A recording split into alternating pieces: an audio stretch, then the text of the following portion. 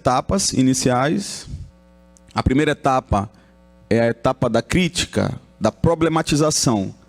Temos aqui 4 grupos que vão defender modelos sociopolítico-econômicos diferentes. Aqui temos o grupo dos comunistas. Aqui temos o grupo da democracia liberal.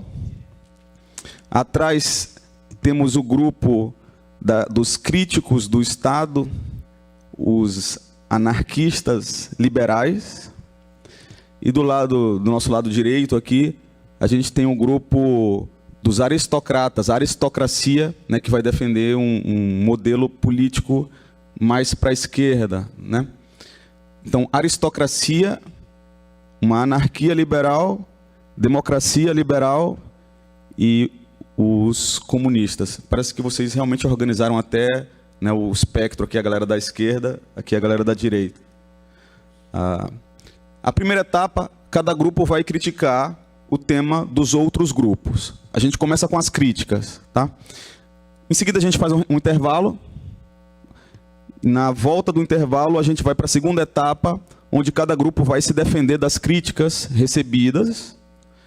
Então, além de se defender das críticas, é o momento também de vocês promoverem, né, os pontos positivos do modelo que vocês escolheram.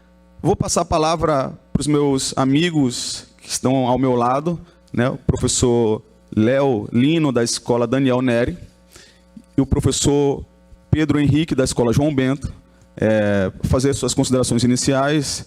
Vou passar a palavra para o meu amigo e colega de profissão, o Léo. Fica à vontade. Bom dia, pessoal. É uma satisfação estar participando desse evento. Satisfação maior ainda estar, né, compartilhando esse momento junto com vocês, os estudantes do João Bento. Aproveito aqui para mandar um grande abraço para os meus queridos alunos do Daniel Neri, que também estão aqui presenciando, né? E espero que, né, a gente possa aí destrinchar, né, justamente esses conceitos que são aí como foco de pesquisa, de investigação que nós estamos tendo dentro dessa disciplina, direcionado por nosso camarada aqui, professor Carlos Eduardo. Muito obrigado. Já, inclusive, né, dou aqui também minhas palavras ao meu amigo Pedro, professor Pedro, e também ao meu grande camarada Cícero, professor Cícero. Satisfação lhe ver novamente aqui. Passo a palavra aí para o Pedro. Cumprimento a todos, né, alunos do João Bento da Costa e também do Daniel Neri. É uma satisfação muito grande, né, falar sobre política na Assembleia Legislativa, que é o lugar mais apropriado para se discutir e também para refletir, né, sobre correntes políticas, sobre práticas políticas, sobre novas ideias, principalmente com vocês jovens, que têm essa força de mudança, né, de mudar não só as nossas estruturas socioeconômicas, mas também o nosso pensamento e engajamento político, né? Então, estou ansioso aqui para contribuir, mas também para aprender com vocês e com os demais colegas. Obrigado. Então, vamos começar. Eu queria agradecer à Casa, à Assembleia Legislativa, por abrir as portas para a gente, permitir que a gente faça a atividade aqui. Agradecer a SEDU, que, né, apoiou também a gente com ônibus. Os deputados nos apoiaram também com ônibus, tá? A gente queria também expressar essa gratidão, viabilizaram essa atividade. E lembrando, antes de passar a palavra para vocês, né, de forma respeitosa, né, apresentem as críticas de vocês aos grupos, tá? Lembrando que, assim, é importante a gente respeitar as divergências, a opinião diferente, né? Algum grupo gostaria de começar?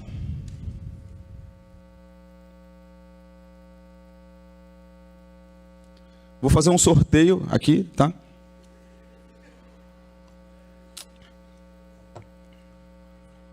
Pode começar os comunistas, então.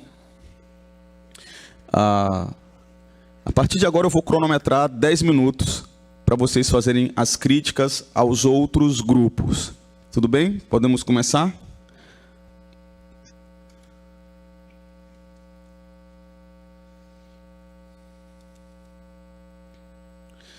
Então, cronometrando aí o tempo, né, a palavra está com o grupo dos comunistas. Bom dia, gente. Então, eu queria fazer uma crítica à democracia. É a Letícia. Isso.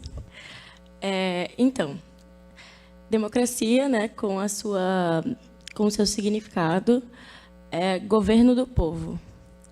Entretanto, o povo ele só vota para escolher os governantes. Ele não controla as instituições, ele não executa ou cria leis. Ou seja, a democracia não é um governo do povo, porque o povo não tem controle sobre nada. E o governo, ele faz mais parte da minoria. Essa minoria, né, quem tem grande poder econômico, no caso, que são os governantes, enfim. Que normalmente se funde, né, com interesses de mercado, empresariais. E então a democracia não passa de um sistema injusto de manipulação burguesa sobre o povo a fim de atender seus próprios interesses.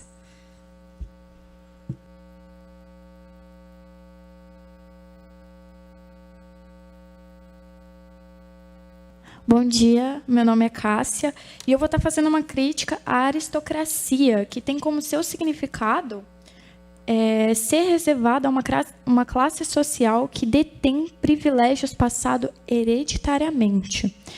Ou seja, uma tirania hereditária, certo?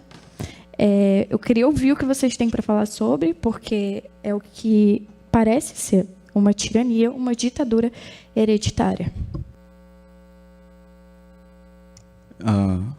Vocês não estão passando a palavra para eles, não, né? É só...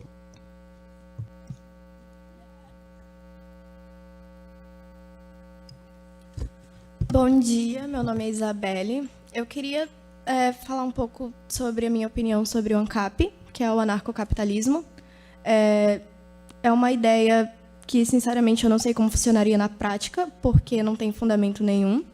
Não tem como existir uma forma de governo que visa praticamente a mesma coisa que a Cássia falou, que detém, basicamente, poder para quem tem posição aquisitiva, principalmente hereditária, e simplesmente não funciona porque saúde privada, segurança privada, tribunais privados, não funcionaria. Não tem nenhuma forma de existir. Eu queria saber como seria a implantação e como poderia funcionar, para ver se eu consigo entender um pouco melhor a ideia de vocês. Junto ao que a Isabelle falou, além do ANCAP ser uma ideologia política, econômica, social extremamente elitizada, na qual eles justificam a desigualdade social, é fato afirmar que o mercado ele não é capaz de suprir todas as necessidades de ordem social, como crises humanitárias, por exemplo. Junto a isso também, a tese do ANCAP, ou podemos afirmar, né, neofeudalismo, eles não falam nada sobre bens públicos ou naturais de cada país, né, no caso. E o mercado, sem a regulamentação de alguma autoridade, ele não funciona. Iria causar uma desordem, iria ser bagunçado. E eu acho que, na prática, não reverberaria com êxito. Justamente porque é uma ideia muito individualista, sendo que a gente vive em uma sociedade, né? Assim como afirma o sociólogo Émile Durkheim, a sociedade ela é extremamente interligada como um organismo. Então, essa ideia individualista do ANCAP não funcionaria na prática. Além de nenhum livro, nada, fala como seria o processo. Como, por exemplo, no comunismo, a gente afirma que não teria como passar para uma sociedade comunista sem antes haver o socialismo. O ANCAP não, ele simplesmente é uma teoria econômica mal reformulada e sem embasamento ou nexo.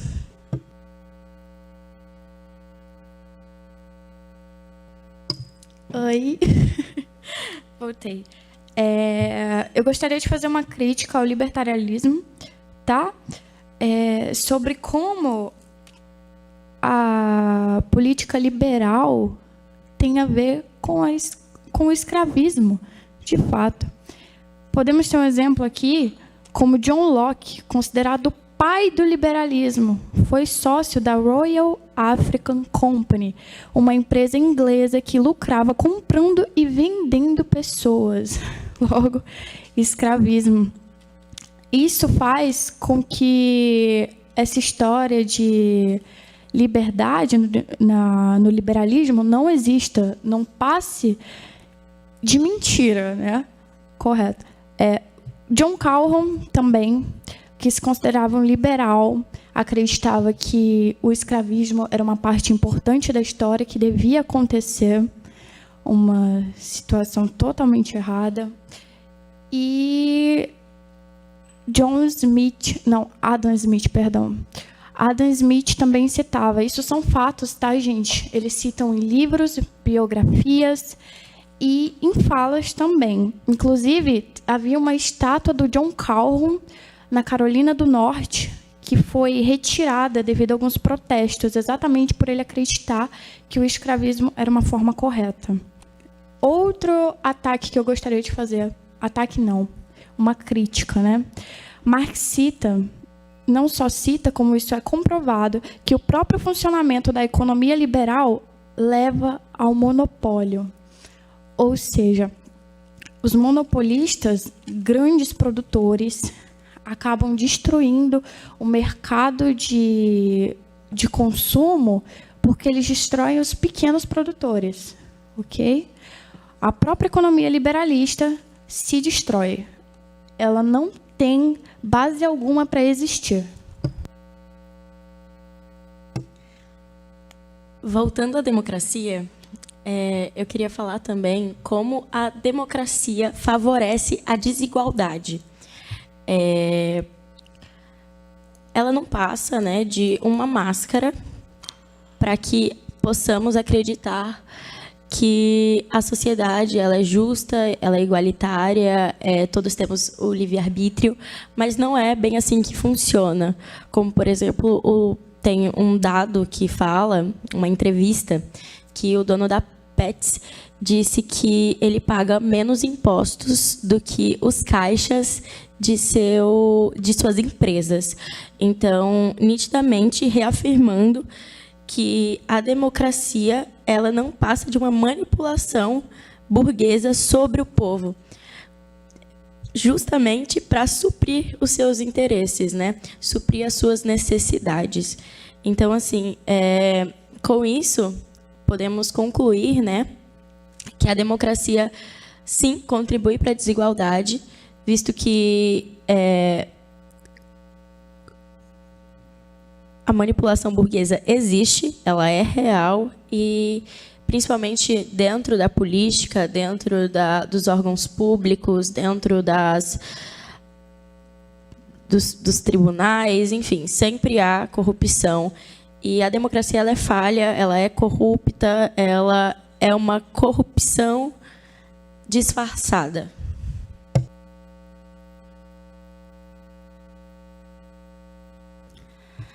Bom dia a toda a casa, Mariana Zuzarte. Em relação à democracia, eu queria citar sobre o voto, né? A questão de qualquer pessoa humana poder se eleger.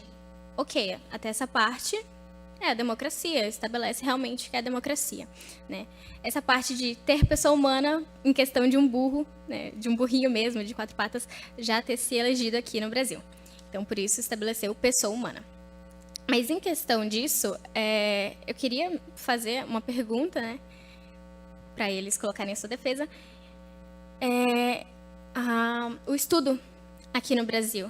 Então, se qualquer um pode se eleger, obviamente, qualquer um pode votar, e aí a gente acaba tendo o poder, né, o governo na mão de pessoas a maioria das vezes, que não tem qualificação para exercer essa função, já que o povo também não consegue votar direito em questão dos seus estudos, né? O povo não tem noção disso.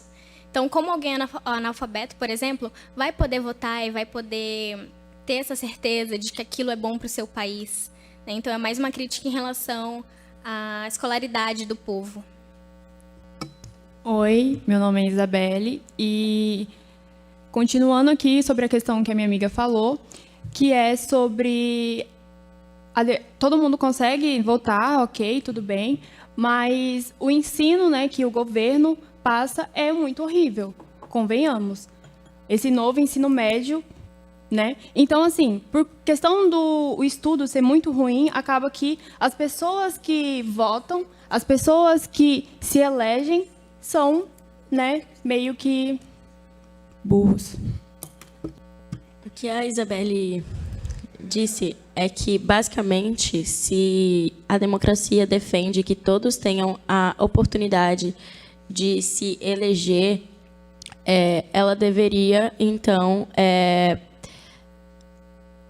ceder um ensino de qualidade para todos. Então, justamente voltando à questão da desigualdade, né? Porque nem todas as pessoas que se elegem, né, na real, a maioria está apto devidamente para exercer tal função, justamente porque defendem algo que não tem nexo, né? Não faz sentido você poder se eleger, sendo que a rede pública, por exemplo, que deveria ser direito de todos e é direito de todos, não tem uma educação de qualidade.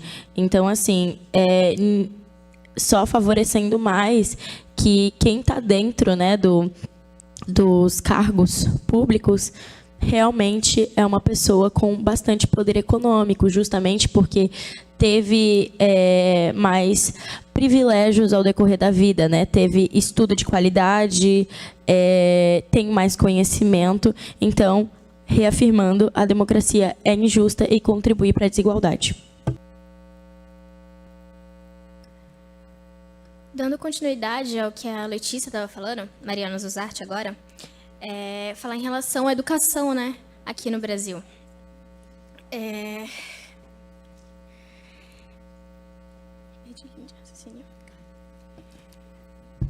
Assim, sou eu agora, tá? Desculpa. Desculpa. Sobre a questão de que o ensino e a saúde são muito ruins e já no particular é melhor. Então, assim, é meio que uma forma de que o governo, ele traz Ai, também tô ruim. Eles impõem, né, uma saúde, um ensino horrível para que as pessoas que querem algo melhor tenham que pagar. Porém, as pessoas que não têm nenhum tipo de condição já não conseguem isso e acaba pegando esse ensino e saúde horríveis. Bom dia, falando aqui Cleiane Letícia. Eu queria só complementar a parte do qualquer pessoa pode se candidatar, se eleger. Tanto que já teve caso de palhaço mesmo, de circo, se candidatar qual que foi candidatado mesmo? A um deputado, um cargo, né? Que a pessoa precisa ter como é que fala? Toda uma preparação, sabe? É só isso, queria complementar. Muito obrigada. Como é teu nome? Cleiane. Cleiane. Encerrou o tempo de vocês. Segundo o sorteio, eu vou passar a palavra agora para o grupo da Democracia Liberal. Só aguarda um minuto até eu me organizar aqui.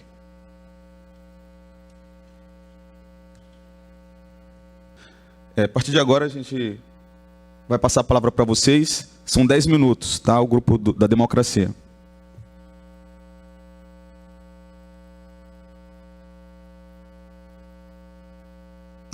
Eu quero me apresentar. Eu sou o Derek, eu sou do Grupo da Democracia e eu queria primeiro iniciar o debate com o Grupo dos Comunistas. Eu quero só ressaltar uma coisa. Como ela mesma falou, comunismo tem que obrigatoriamente passar pelo socialismo. E vamos citar um exemplo do socialismo.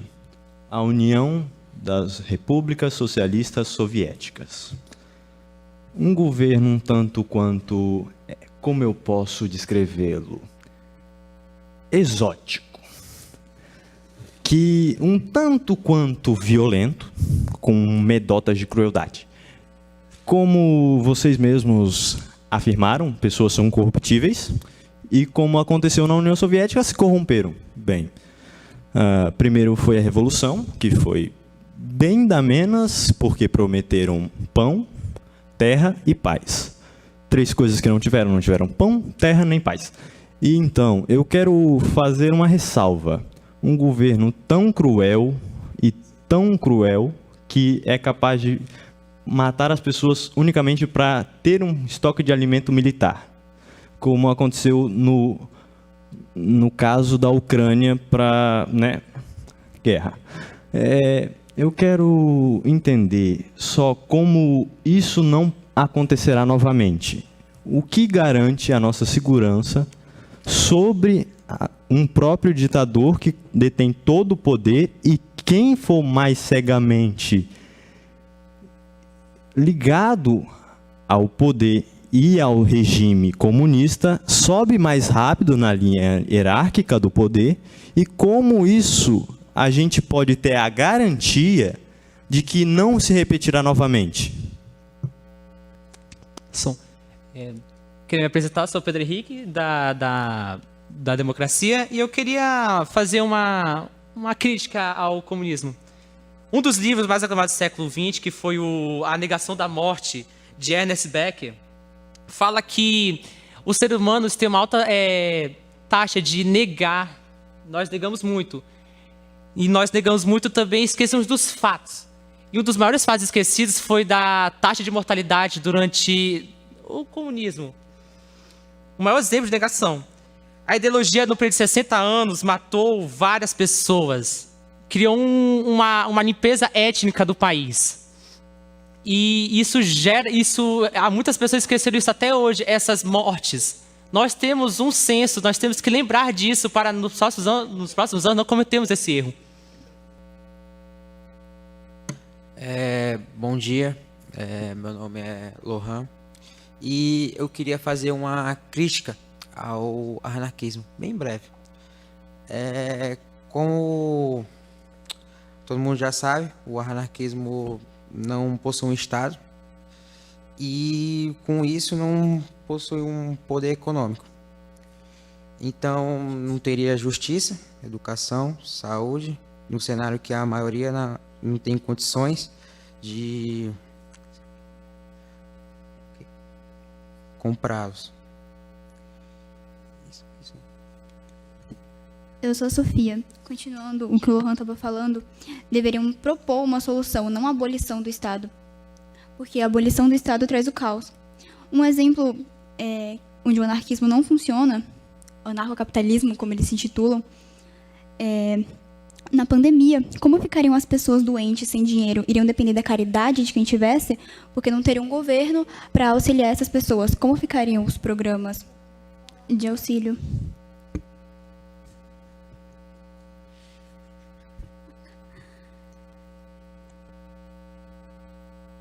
Uma crítica à aristocracia também, ela anula qualquer tipo de igualdade social, porque só a nobreza governaria. É um governo em benefício próprio, sem levar em consideração a classe trabalhadora. E tem tendência à degeneração também. Eu queria fazer uma crítica à aristocracia. Vamos lá. Então, como já foi afirmado aqui por nossa colega, eu esqueci o seu nome, foi mal. Eu só tenho algumas dúvidas, algo que ficou meio obscuro para mim. Primeiro, o governo é hereditário, não sobre a capacidade dos indivíduos para consigo se eleger. Não como fazer assim. Tipo, por exemplo, um governante competente e outro extremamente incompetente. O que é competente, entretanto, não tem tanto poder aquisitivo quanto o incompetente. O incompetente sobe ao poder e começa a mexer um pouco ali, sei lá, por exemplo, na escravidão. Acho, esse negócio não é legal, vou colocar de volta. E esses animais exóticos aí, eu quero ter um na minha sala, vou colocar de volta.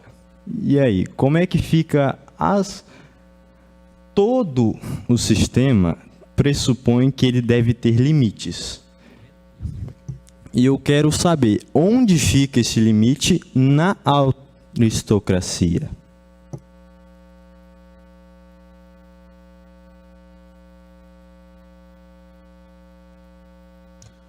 Desculpa, Derek, os limites éticos, quais limites? Eu quero saber onde se limita o poder da aristocracia. Eu quero saber onde se eles, por exemplo, a partir de amanhã a gente vai invadir o Paraguai. Vamos ter uma guerra com o Paraguai e vamos invadir o Paraguai. Quem decide que não pode, não deve fazer isso?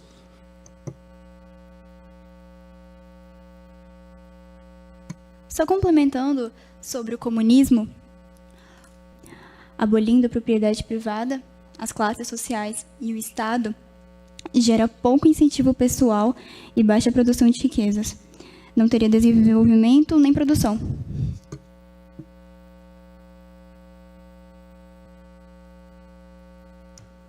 Pessoal, o tempo de vocês encerrou e esse espaço de silêncio, tá, implica no mau uso do tempo. Eu vou passar a palavra para o próximo grupo. Deixa eu ver qual foi o resultado do sorteio.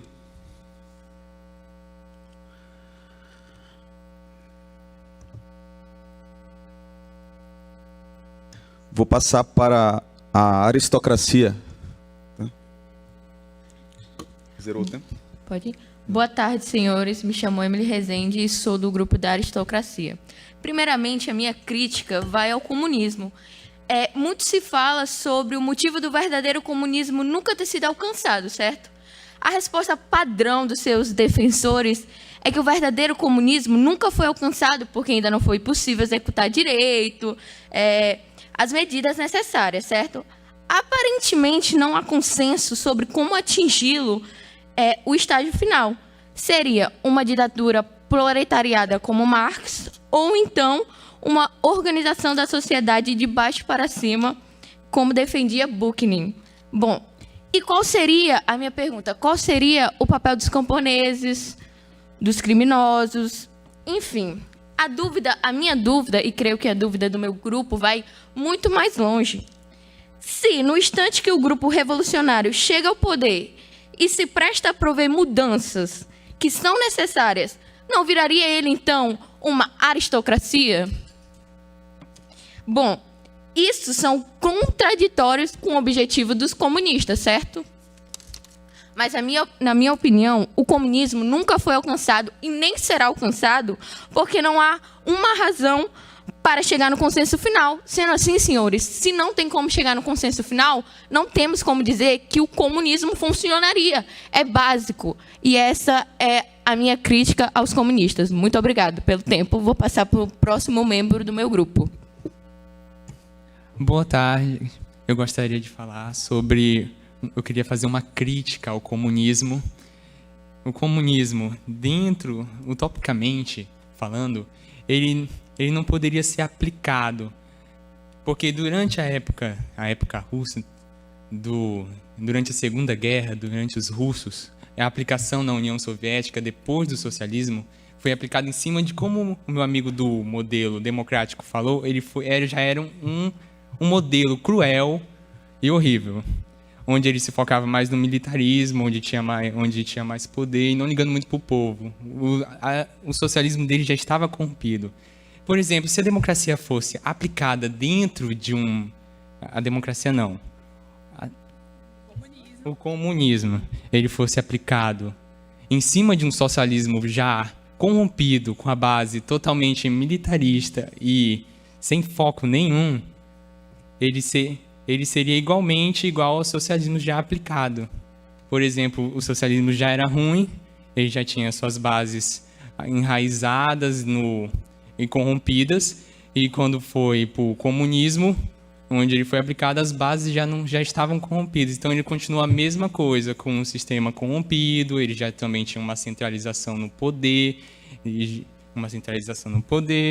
e a falta de individualismo também teve, ele não tinha liberdade de opinião, ele contava mais com pluralismo, limitando a opinião pessoal do povo, e também a economia era muito voltada internamente, já que o governo ele tinha o controle total sobre a economia. Então não podia ter um individualismo onde uma única pessoa pudesse renovar e alterar as bases, por assim dizer. Essa é a minha crítica. Obrigado. Boa tarde, meu nome é Ana e eu vim... Bom dia, boa tarde. E eu vim agora, nesse momento, atacar a democracia. Ou simplesmente mostrar fatos, né?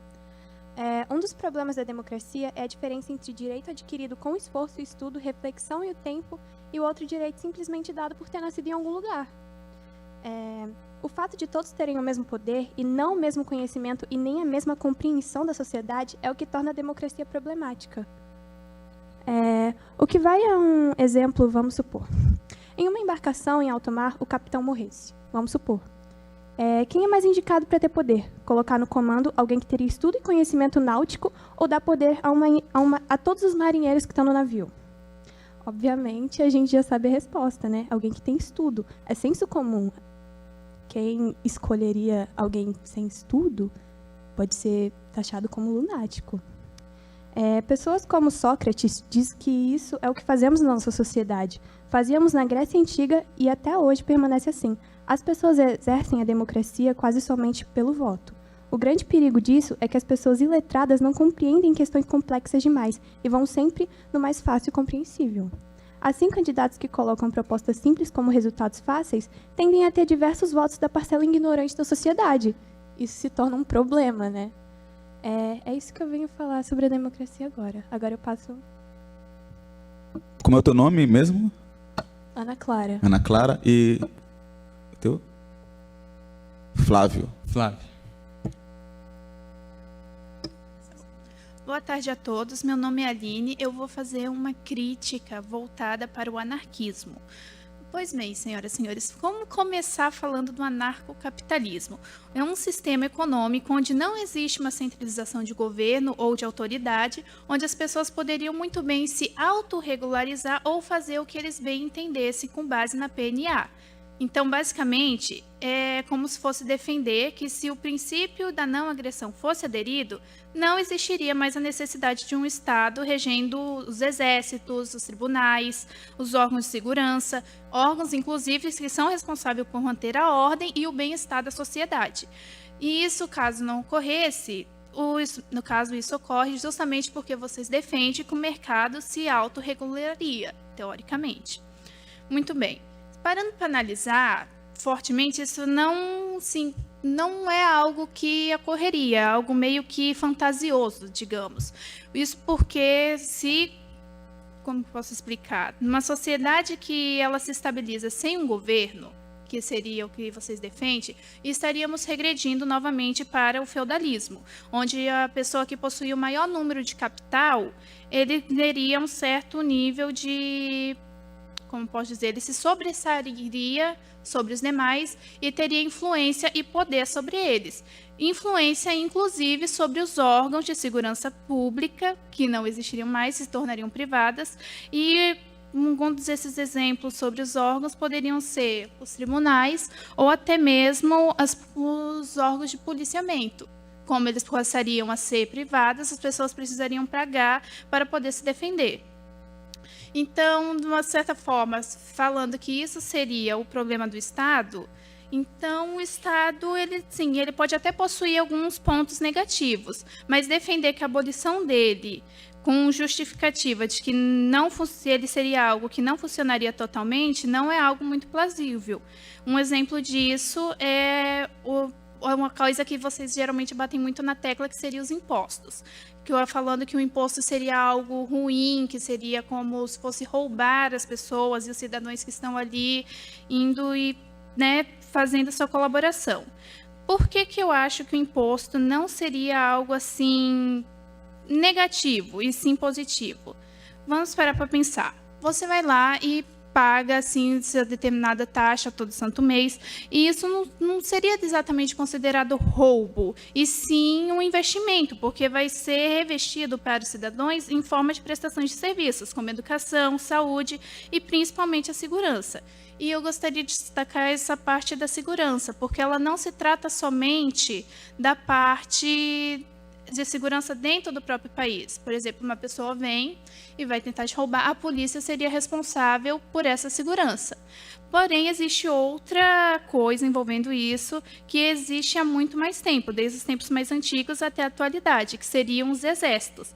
Exércitos esses que foram necessários para que todas as grandes nações pudessem se desenvolver e até chegar ao modo como estamos hoje. Sem eles, não teríamos como ter as sociedades, como evoluir, pois teria como... É a natureza humana, vamos dizer assim. Temos ali uma sociedade e temos a outra. Ou eu ataco, ou eles vão me atacar. Isso já é um fato que todos sabemos. E então, o que precisaria ali para ter a existência do exército? Os impostos. Então, o imposto não poderia ser considerado algo muito ruim, e sim como poderia ser considerado um método de colaboração para o seu bem próprio e para o bem da sua nação. Então, voltando assim, caso não tenha dado para ter entendido muito bem, falar que o Estado, a abolição dele seria a solução, não é algo assim muito plausível, e sim, eliminando ele, estaria trazendo mais problemas. Aí eu queria saber qual a opinião de vocês em relação à questão do imposto. Obrigada. Olha eu aqui de novo. Então, agora eu vou complementar o que ela estava falando sobre o anarcocapitalismo. Bom, para começar, a gente já vai pelo nome, né, que é algo bem crítico e contraditório, já que é a junção do anarquismo, que defende a ideia da sociedade que exista de forma independente, e o capitalismo, que é dependente do Estado, e já começou a se contradizer ali. Então, aqui a gente já vai. Não existe capitalismo sem Estado, assim como não existe anarquia com o Estado. É uma coisa muito contraditória. Bom, a ANCAP propõe no lugar do Estado serviços de proteção privada do mercado, ou seja, só para quem pode pagar, né? Já que não existe nada público. Me parece um pouquinho miliciano, mas isso também tem uma coerção. E se é libertário, deveria ser contra todo tipo de coerção. Você não está extinguindo a necessidade, justamente porque tem capitalismo. Tanto que é por esse motivo que esse tipo de debate não tem nenhuma relevância acadêmica. Tanto logicamente, tanto historicamente, porque o anarcocapitalismo cai em uma contradição em si mesmo. ANCAP mais nada é do que uma ideologia do capital. Você tem uma forma negativa da liberdade, tanto é que é diferente do anarquismo. O direito da propriedade é para o proprietário. Se você não é proprietário, você não tem direito. Não é para todo mundo. Acho que vocês devem começar a perceber isso. Estamos falando de uma dominação de classes. Então, por que exatamente isso seria liberdade? Olá, bom dia. Me chamo Isabelle. Eu quero ressaltar uma crítica à ANCAP, né? O anarcocapitalismo. Sem regulamentação governamental, a ANCAP pode levar à formação de monopólios e oligopólios. Isso resulta em falta de concorrência, preços excessivamente altos e falta de escolha para os consumidores, pelos preços altos, é claro. Não há órgão governamental responsável pela prestação de serviços públicos essenciais como educação, saúde, segurança e infraestrutura. O que vocês têm a dizer sobre isso? Sobre não haver serviços públicos essenciais. Como resolveria isso? Boa tarde, senhores. A minha crítica também é ao anarcocapitalismo. Bom, se estamos ruins com o Estado, imagine sem ele. Garanto que estaríamos bem pior. Basta olhar a realidade, senhores. Sabe por quê? Temos inúmeros exemplos disso. Quer um exemplo claro de como seria uma sociedade anarcocapitalista? Bom, vamos olhar para as favelas brasileiras, porque é onde o Estado não tem vez, é onde quem manda é aquele que tem mais poder, aquele que tem armas. E, o Estado, ele é fraco e ausente. Não sejamos hipócritas, ele é fraco e ausente, sim, nas favelas. Então, sempre quem manda é aquele que tem poder. Alguém sempre toma conta. E quase sempre quem toma conta do poder é quem tem justamente aquele que tem o dinheiro, aquele que pode mandar. Então, é justamente para evitar isso que todos em todas as épocas, criaram aos poucos o Estado. Então, se você tira o Estado da equação, alguém fatalmente ocupará o seu lugar. Quem você acha que ocupará? Em alguns casos, seria crime organizado, em outras empresas, sem o Estado, senhores. Para definir o que é legal ou não, rapidamente deixa de haver diferenças de métodos de crime e de negócios. Então, as gangues e empresas é apenas algo que a gente dá nome de coisas proibidas e ilícitas. Mas o que eu quero dizer mesmo é que, sem o Estado, não tem como haver uma paz. Exemplo já dei, favelas brasileiras, algo que vimos diariamente, guerras, brigas e etc. Muito obrigado pela atenção. 1 minuto, tá?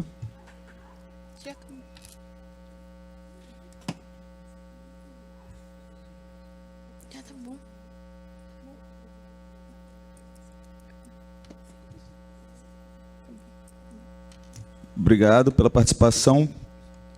Vou passar então a palavra ao grupo dos anarquistas capitalistas. Zerou? 10 minutos, então. Bom dia a todos, eu me chamo Maria Clara. A democracia é um sistema de governo que não leva em consideração a natureza, porque a natureza é baseada em um sistema econômico de produção em massa que não leva em consideração o impacto que isso pode causar na natureza. Vou passar a minha voz agora ao meu colega Rodrigo. Prazer, Rodrigo. Eu tenho uma crítica a fazer sobre a aristocracia.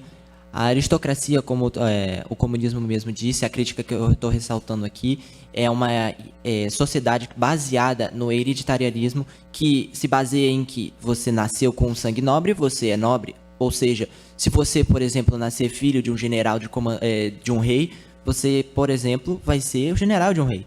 Futuramente, vai substituir ele. Ou seja, se baseando nesse governo, quem está no poder sempre vai ser o mesmo pessoal, mesmo que não tenha experiência alguma ou qualquer tipo de forma de governar, mesmo assim, são colocados no topo essas pessoas com relação ao monopólio de dinheiro alcançado com os anos de vida, e é uma forma de governo que principalmente favorece e não tem igualdade nenhuma.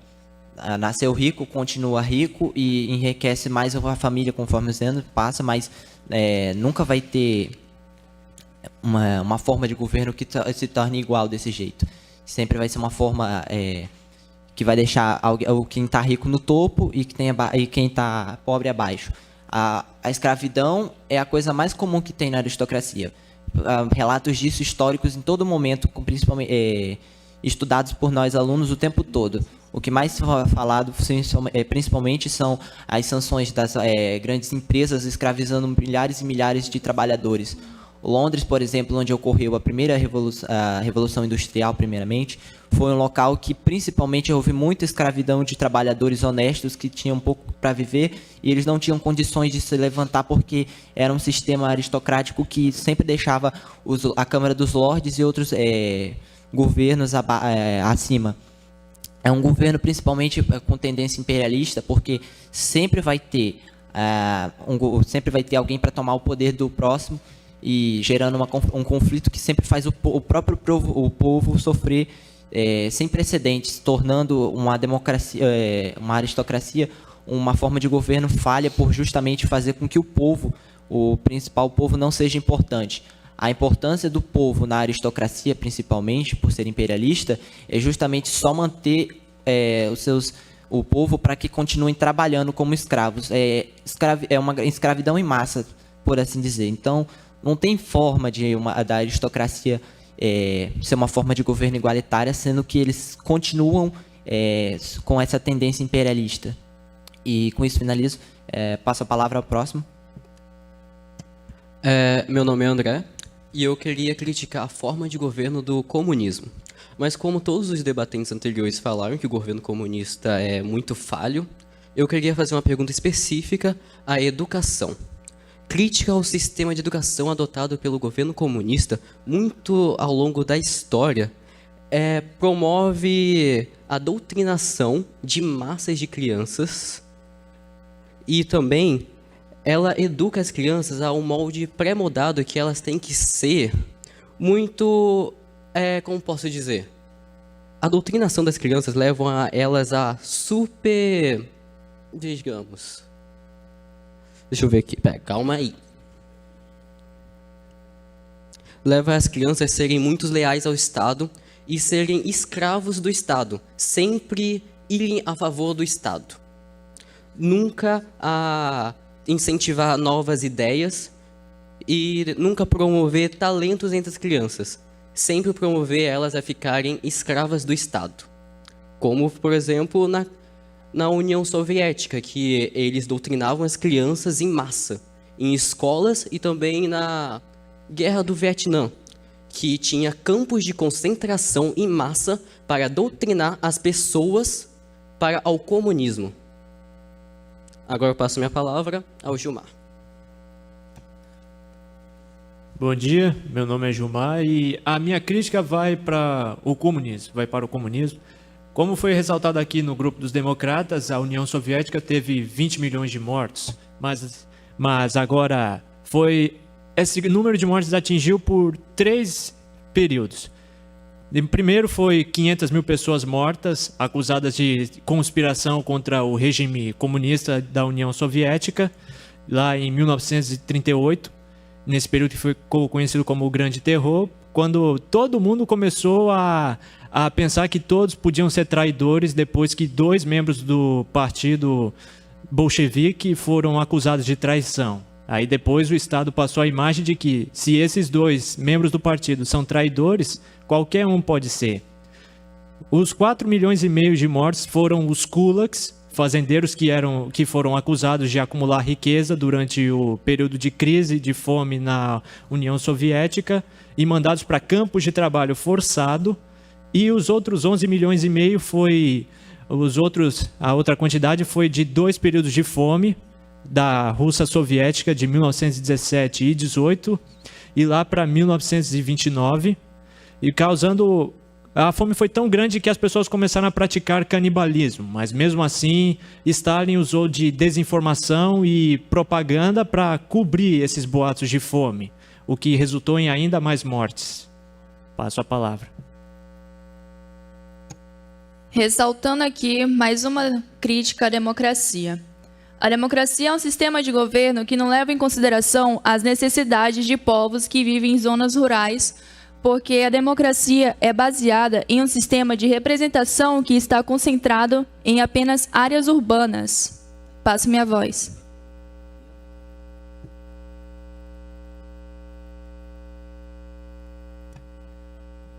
Rodrigo, mais uma vez, uma crítica dessa vez à democracia, principalmente, é uma forma de governo que tem uma tendência principalmente a prática de corrupção, principalmente é um governo que tem muitas falhas, principalmente por causa da forma como se ganha, porque é através do povo. E uma verdade que uma pessoa me ensinou sobre o comunismo na época, que eu estou usando aqui, que provavelmente é usada por muitas pessoas, é que quando você conta uma mentira muitas vezes, ela acaba virando uma verdade.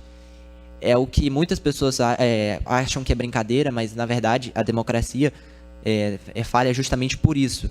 Ela falha porque contar uma mentira muitas vezes ela vira verdade, porque todas as pessoas pensam que em algum momento seguem cegamente na democracia, sem pensar duas vezes no que estão fazendo, porque infelizmente conforme os anos passam, menos pessoas vão se importando em pensar. Eles acabam virando pessoas desinformadas que na filosofia é chamado de ignorante político, que é uma pessoa que simplesmente fala muito por cima, sem saber de muito do assunto, e é isso que torna a democracia falha, porque as pessoas, os governantes da democracia, de forma de governo, se aproveitam dessa forma para subir em cargos de poder sem precisar de nenhum tipo de dificuldade, por causa justamente dessa falta de informação das pessoas.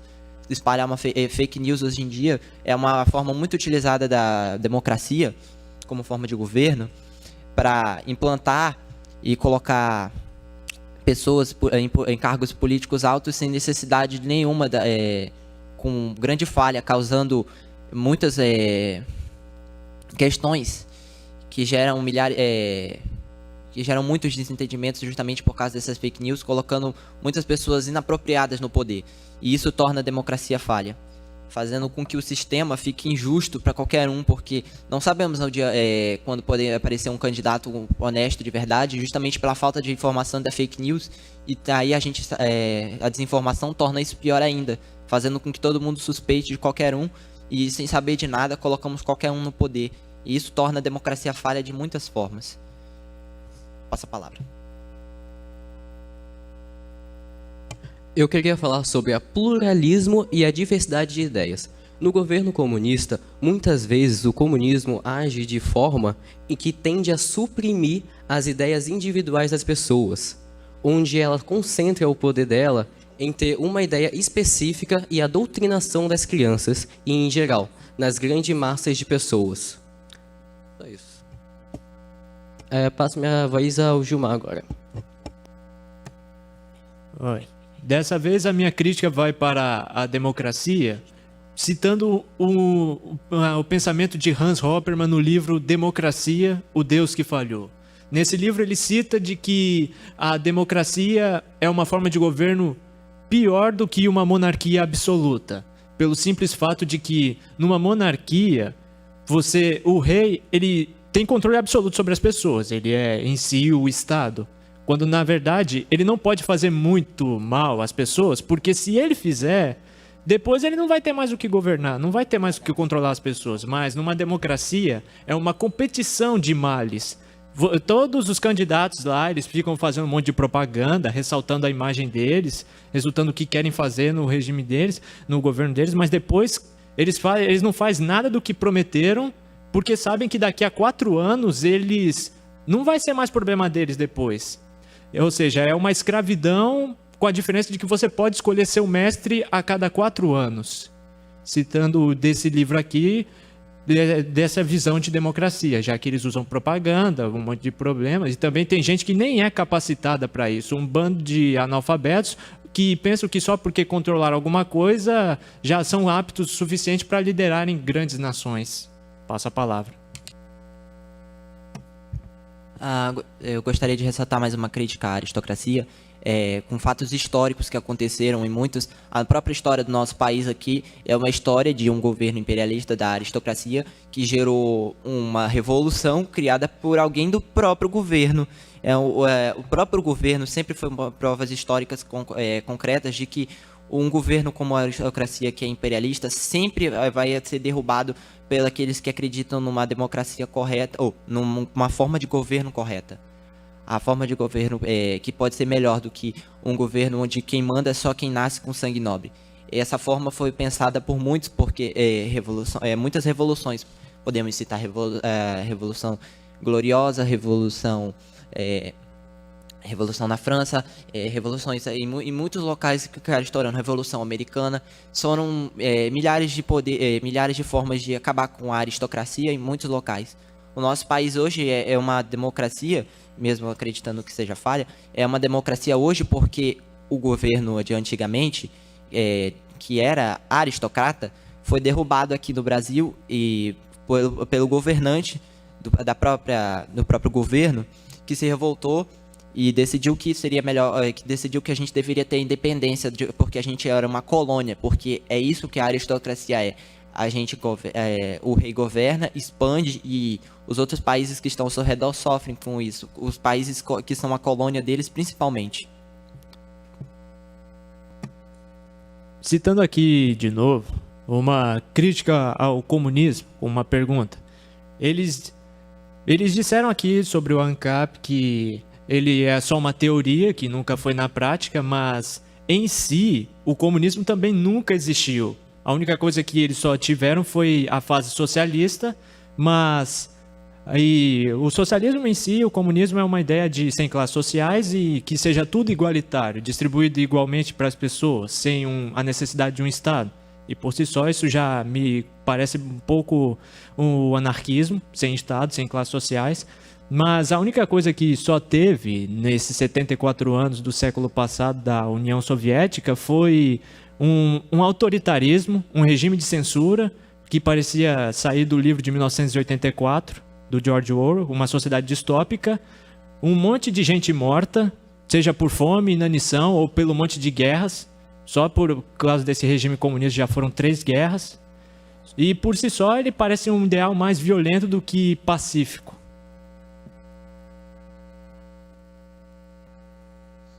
Menos de 1 minuto. Se alguém quiser falar, pode concluir.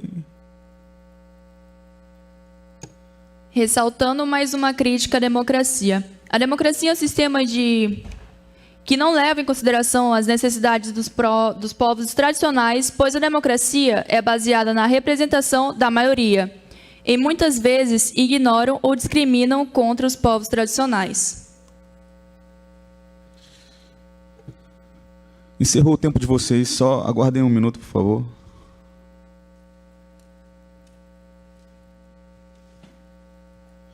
A gente vai fazer uma pausa, um intervalo agora, tá? Com um lanche para vocês. Eu só esqueci o nome da sala. O pessoal poderia me auxiliar. É o Salão Nobre aqui. Salão Nobre. Então a gente vai se direcionar lá para o Salão Nobre. É aqui embaixo. Tá? Os professores e estagiários vão auxiliar o pessoal aí de cima. Não, mano.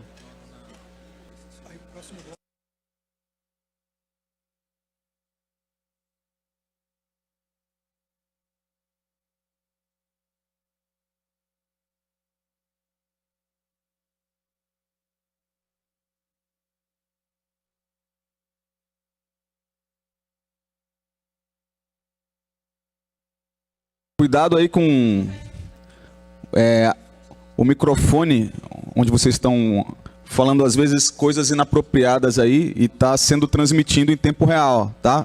Desde o início está sendo transmitido em tempo real e eu peço novamente que vocês recobrem a postura, tá?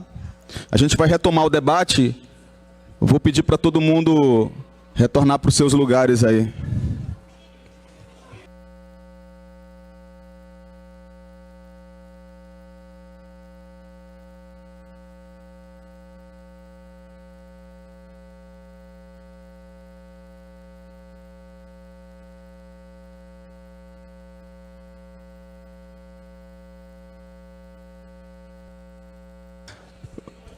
Pessoal, vamos lá.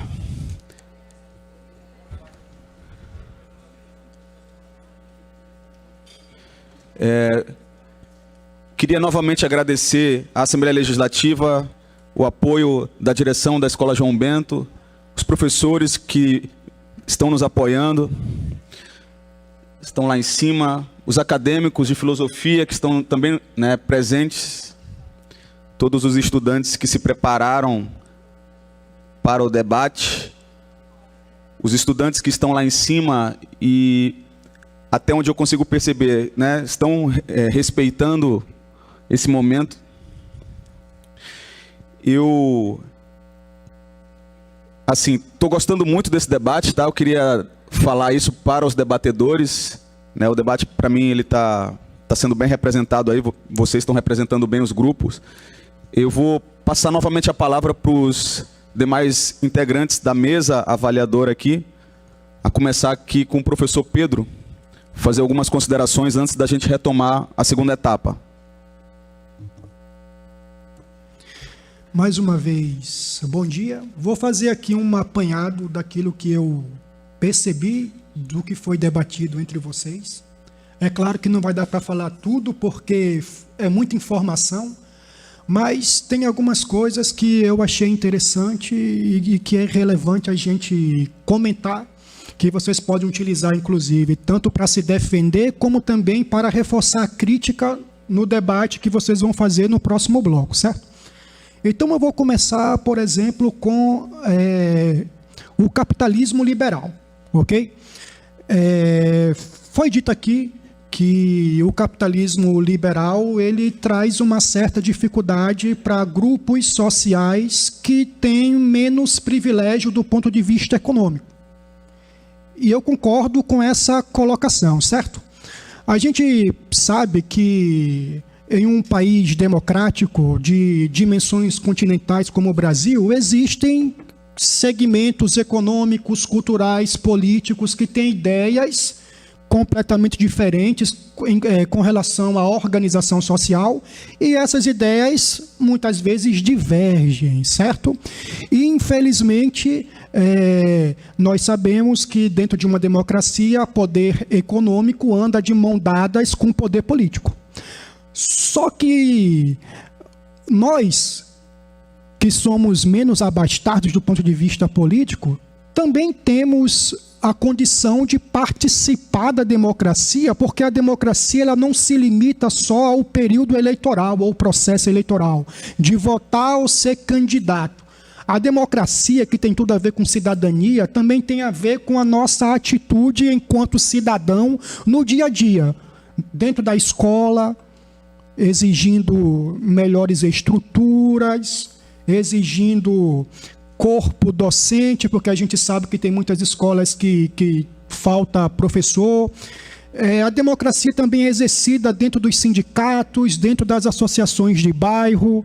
A democracia ela é exercida através de protestos, manifestações. Então, a cidadania e a democracia ela é um exercício contínuo.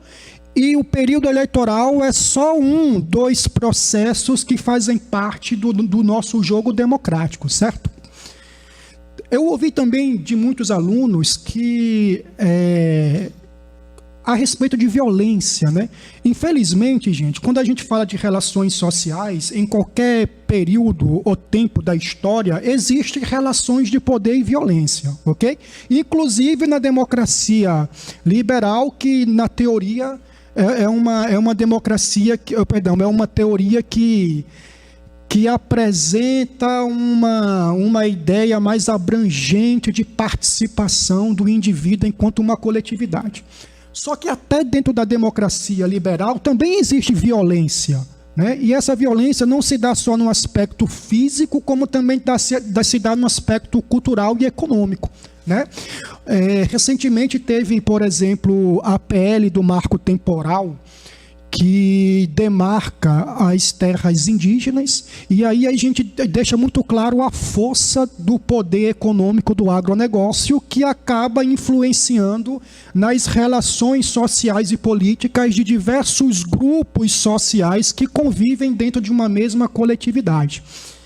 Além disso, o Brasil também é um dos países que tem um alto índice de conflito agrário, inclusive, e aqui fica registrado na Assembleia Legislativa de Rondônia. Rondônia é um dos estados que tem os maiores índices de conflito agrário, também é resultado, né, de uma agenda liberal, como alguns alunos falaram aqui um pouco mais cedo, que acaba desrespeitando grupos minoritários, como, por exemplo, os povos indígenas, né? E quando a gente vê até o histórico do liberalismo, a gente vê que o liberalismo ele também nasce dentro de um contexto extremamente violento, né?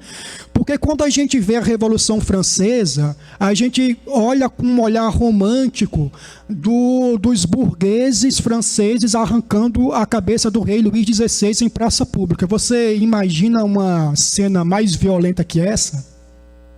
Né? Ou seja, o liberalismo ele também é violento porque, infelizmente, pelo menos do ponto de vista histórico, ele tende a privilegiar aqueles grupos sociais que têm maior poder econômico, que foi o que vocês alencaram aqui, ok? Com relação ao anarcocapitalismo, a minha dificuldade de entender como é que esse sistema social e político pode se estabelecer reside na questão da ausência do Estado.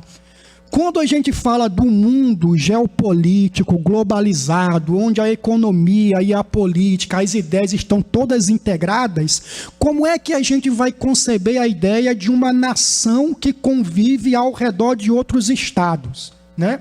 E isso pode gerar, inclusive, conflitos fronteiriços. Né? Aí eu lanço a pergunta para quem se interessa a responder, ou para quem tem a resposta, que eu também estou aqui para aprender.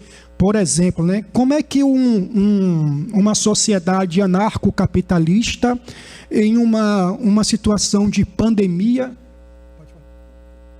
em uma situação de pandemia, de crise sanitária mundial, sem um governo centralizado, sem instituições fortes, vai, por exemplo, lidar com um fluxo migratório de pessoas que saem de outros estados, pode também ser guerras, saem de outros estados para tentar uma vida melhor em uma outra nação, em um outro território.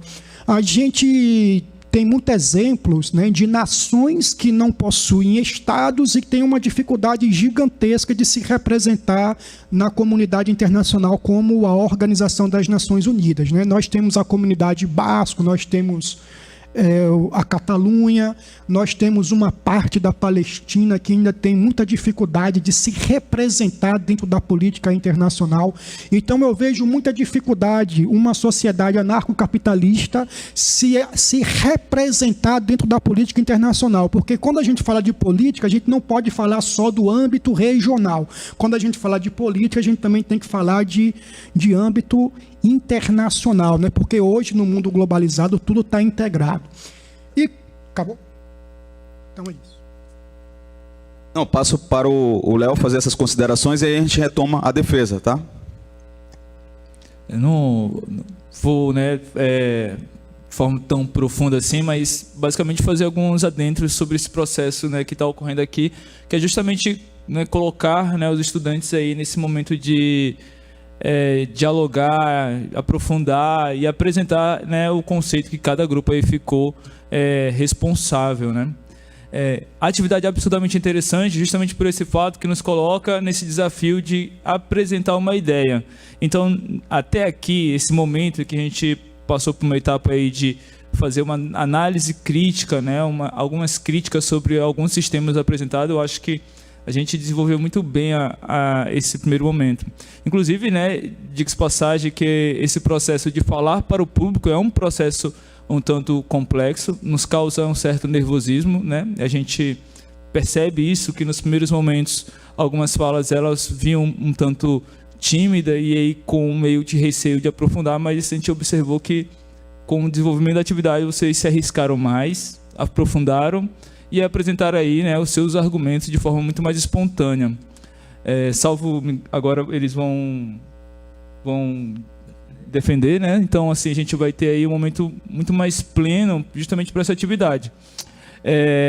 Aproveito inclusive, deixo esse destaque para vocês que a oralidade, né, se expressar como vocês estão realizando agora é uma parte fundamental desse processo aí de investigação, em que a gente se dispõe a analisar nossos próprios argumentos e aí, inclusive, nos colocamos aí os nossos argumentos para os demais amigos e aí, no caso aqui, os companheiros que estão em oposição à proposta do trabalho, do debate em si, tá?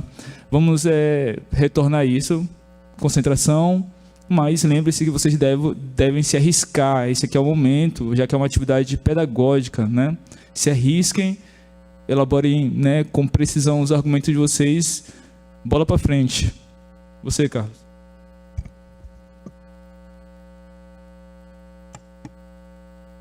Pessoal, devido ao tempo, tá? Não vai ter mais 15 minutos para cada grupo, tá? Eu vou trabalhar com no máximo 10 Aí a gente pode abreviar. Eu vou estar medindo também aqui os tempos de silêncio, tá? Então, se vocês não aproveitarem bem o tempo, a gente pode estar abreviando aí para 10 minutos, 8 minutos. Procurem, né, se organizar a ordem, quem vai falar, para preencher bem o tempo a partir de agora. Eu pretendo fazer minhas considerações, né, no final, tá? Mas... E aí depois eu explico o porquê do que eu vou fazer agora aqui. Mas, para os debatedores, quem é a favor de inverter a ordem, levanta a mão, a ordem dos grupos.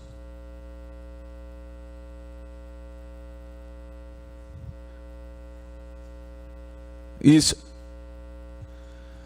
A gente inverte a ordem, então, tá? Foi um processo democrático aqui. Eu tinha sorteado a ordem no primeiro momento, agora a ordem vai se inverter. E eu vou começar então com o grupo dos anarcocapitalistas, os anarquistas liberais. Tu marca aí o tempo, né?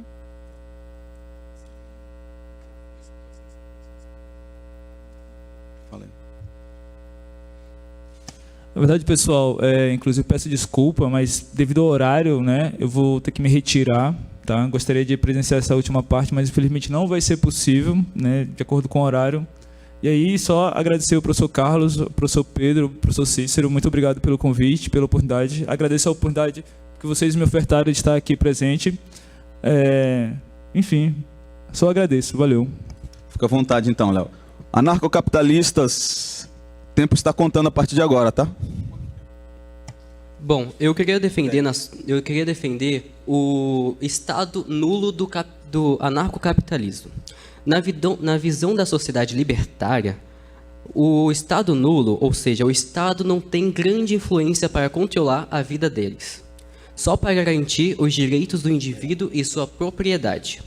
Incentivar a liberdade individual para buscar oportunidades econômicas. A história nos mostra que a liberdade de empreender e inovar tem sido um motor importante para o progresso tecnológico e social. Exemplos como Steve Jobs, Bill Gates e Elon Musk demonstram como a liberdade e ação e a busca de lucro podem gerar avanços significativos em diversas áreas. Agora eu passo minha palavra. Qual é teu nome mesmo, André? Eu vou defender aqui a economia da nossa forma de governo. A economia do Estado anarcocapitalista baseia-se no livre comércio, sem taxas, impostos sobre a mercadoria, troca de mercadorias com outra. A ideia seria que a gente pode trocar exatamente o que a gente não falou exato, fazer uma taxa de valor, ou fazer como uma tabela de valores em que torna você troca por aquilo, você vende e ganha aquilo que você vendeu. Você não tem as taxas, os juros, as cobranças. A ideia disso é tornar um Estado mais igual, porque esses impostos, essas partes são arrecadadas normalmente pelo governo, mas no governo anarquista, como é uma ideia de sociedade que não necessita de um grande poderio político, demais, a gente pode inverter tornando essas taxas mais menores, porque o que facilitando muito no comércio, tornando uma prática melhor. Com isso encerro e passo a palavra.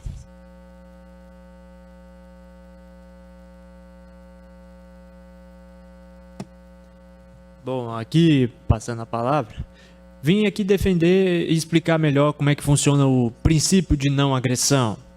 Como foi dito bem aqui pelos outros grupos, esse princípio requer que, na palavra agressão, na visão anarcocapitalista, a agressão seria agredir um indivíduo ou a propriedade dele.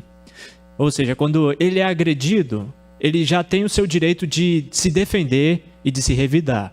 Como foi dito que o Estado é nulo, ele não interfere na economia e nem na vida das pessoas, mas ele está lá para garantir os direitos dela, o direito do indivíduo e da sua propriedade. Ou seja, quando uma pessoa é agredida, ela já pode ter o direito de revidar, mas você só pode fazer isso se você for realmente agredido. Se você agredir uma pessoa com a ideia de que ela poderia atacar você do nada, então você já é o errado da situação pelo fato de que você violou esse princípio. E vou usar de exemplo aqui essa guerra da Rússia com a Ucrânia. Vamos usar de exemplo aqui. A Rússia está agredindo a Ucrânia e vamos dizer assim que a OTAN é libertária, tem uma visão libertária.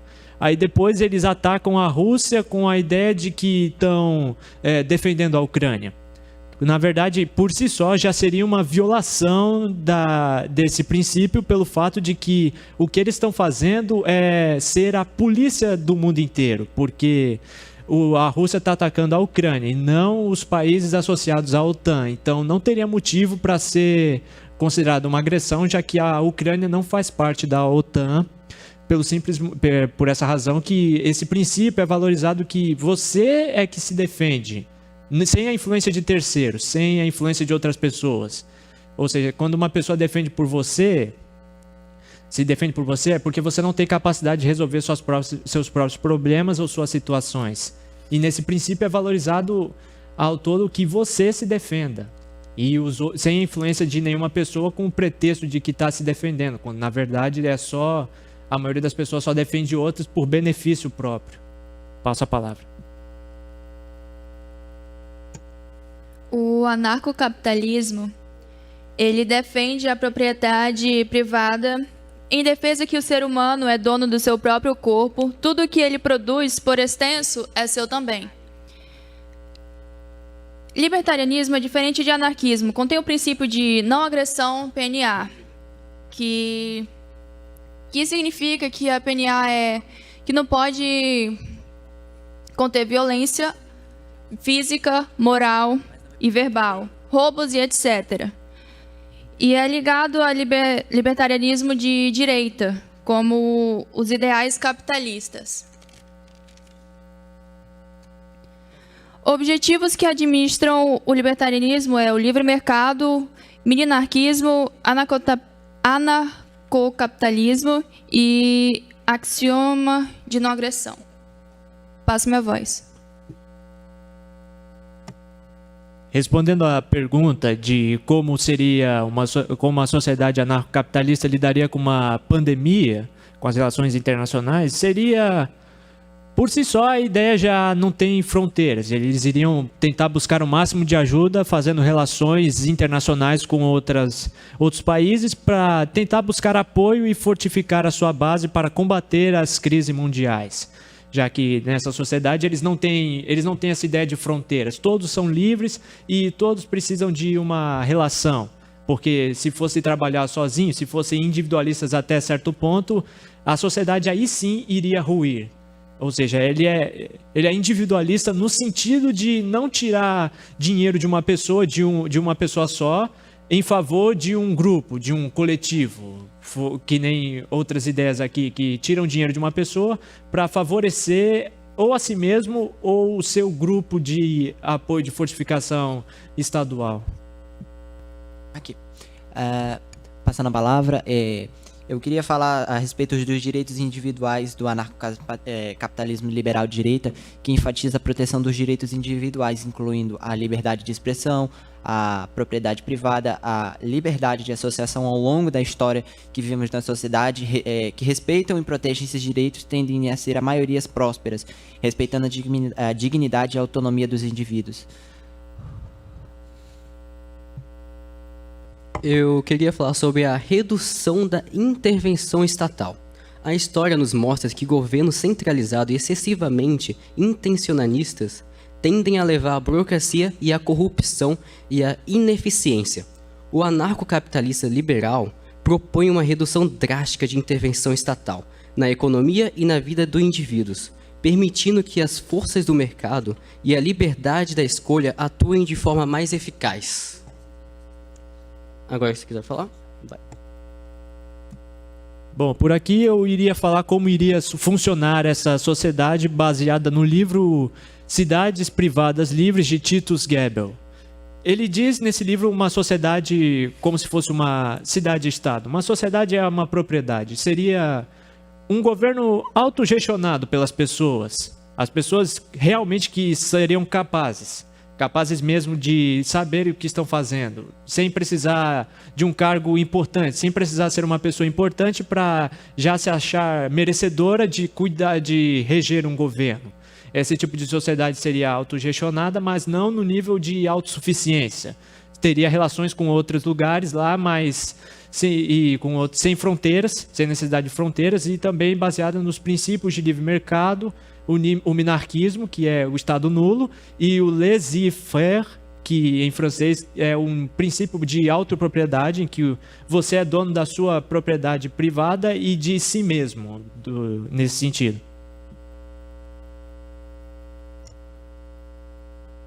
O tempo de vocês encerrou. Caso vocês encerrem antes de a gente contar o tempo, vocês podem dar um sinal também, né? Falar, a gente já encerrou a nossa fala. Seguindo a ordem, deixa eu pegar minha cola aqui. O grupo dos aristocratas. Aí? Então vocês estão com a palavra a partir de agora, tá? Boa tarde, eu sou a Ana. E eu vim falar sobre o anarquismo, sobre uma coisinha que eles falaram e eu acho que seria bom colocar explícito. A liberdade para a ANCAP é o uso restrito da propriedade privada, certo? Nada diferente do liberalismo. Isso não é nada mais do que falar que um homem naturalmente proprietário privado. Por esse motivo, vocês justificam a desigualdade econômica. Ah, mas é questão de hierarquia. Isso daí é ironia, não é? Porque vocês tocaram no fato da nossa hierarquia. Se você tem telhado, você não pode tacar pedra no telhado de outra pessoa quando o seu telhado é de vidro. Então, o que vocês falaram é muita hipocrisia. Bom dia, é Aurinha aqui falando.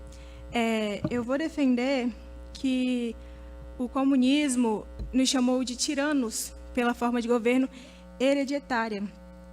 Vou lembrar aos jovens amigos que a aristocracia é o governo de pessoas que têm um grande conhecimento social, moral e intelectual e que prezam pelo bem da sociedade e defendem o bem-estar dela também.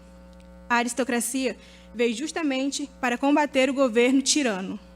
Passo a minha palavra. Bom dia, eu sou a Maria e em relação à hereditariedade governamental, a aristocracia, com sua ênfase na hereditariedade e no estatuto social, pode oferecer uma base sólida de governança estável. As famílias aristocráticas muitas vezes possuem um histórico de experiência governamental ao longo de gerações, o que lhes confere conhecimento e capacidade para lidar com seus desafios políticos e sociais. Passo minha palavra. Boa tarde, senhores. Me chamo Emily e eu vou falar uma coisa que eu percebi que ninguém criticou porque muitos deles repetiram muitas críticas. Bom, mas eu creio que vocês devem pensar sobre isso. Bom, muito se fala sobre a corrupção na aristocracia. Mas uma aristocracia, como ela poderia ter um problema de corrupção, já que é os melhores? Porque a aristocracia vem de os melhores. Bom, seria melhor correr o risco de, em algum momento, alguma linhagem errar, mas ser consertada, ou escolher um modelo que claramente, senhores, tem erro do início ao fim, como já foi apontado. Segundo ponto, você acha que se a aristocracia é o governo dos melhores, não seguiria uma linhagem de pessoas éticas? Ou você acha que a aristocracia seria em vão o nome? Muito obrigado pela atenção. Passo a minha palavra. Olá, senhores. Isabelle novamente aqui. Gostaria de deixar explícito algo que os comunistas falaram, né, em ataque à democracia, porém eu peguei a nosso favor. Segundo os comunistas falaram, o certo seria só elegerem os melhores, porque teriam uma qualificação, não é isso? Irônico, não é? E contraditório. Aparentemente, então, vocês estariam se referindo a nós, aristocratas, os melhores. Só para refletir. Entrega minha palavra. Bom dia, meu nome é Aline, vou estar falando sobre a questão da desigualdade e a escravidão.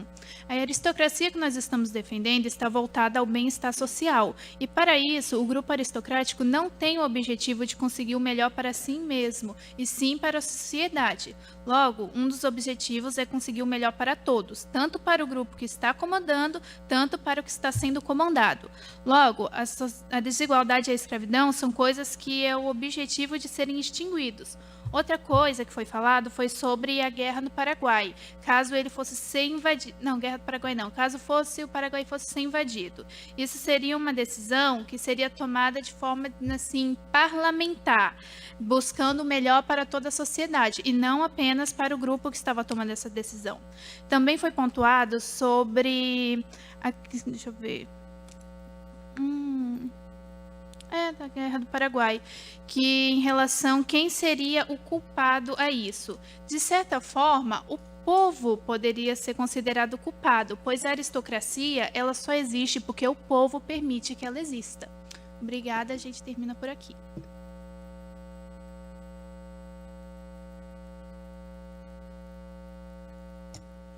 Obrigado ao grupo dos aristocratas. Encerraram antes do tempo. Vou passar a palavra agora para o grupo da democracia, na sequência, para encerrar, o grupo dos comunistas. Tá? Então, marcando já o tempo, o grupo da democracia está com a palavra. Para iniciar a nossa defesa, eu só queria salientar um fato. Todos os outros grupos aqui parece que se esqueceram que o nosso país, chamado Brasil, ele tem uma dívida. E simplesmente essa dívida, pelo Ministério do Tesouro, ele prevê assim que essa dívida está aproximadamente entre os seus 6,4, 6,8 trilhões de reais. E mesmo se hoje outro grupo de qualquer ideologia subisse ao poder, essa dívida não desapareceria. Evidentemente, ela teria que sim ser quitada, e eu não compreendo como as outras ideologias fariam isso. Primeiramente, na democracia, apesar de não estar em pauta a negociação dessa dívida para ser quitada, ela já tem um plano em funcionamento que é para pagar essa dívida ao longo dos anos. E outra coisa, primeiramente, o Brasil, eu não sei se vocês sabem, mas o SUS, ele sim é o maior sistema de saúde pública do mundo. Ele tem suas falhas, evidentemente, ele podia ser melhor, mas ele é o maior do mundo. Até todos os outros países, como os Estados Unidos, todas as instituições são pagas. Aquelas que são públicas, entre muitas aspas, o próprio Estado paga e depois cobra o valor que foi gasto com a sua saúde. E outra coisa, eu quero também defender aqui, que falaram da corrupção. Ok, existe, tem esse problema. Mas é outra coisa. O que garante que nenhum outro sistema não tenha esse problema? Primeiramente, a corrupção, ela é algo humano. Então, vamos fazer uma pequena suposição. No sistema... Qual é o nome desse sistema? Aristocrata. Imaginamos que um indivíduo lá que faça parte desses maiores fale, não estou satisfeito com o que eu tenho, quero mais. Então vá lá, eu vou lá, destruo meu amiguinho, meu coleguinha e pego o que é dele. E outra coisa, esses daqui são anarcocapitalista, falaram uma coisa interessante, o desmatamento.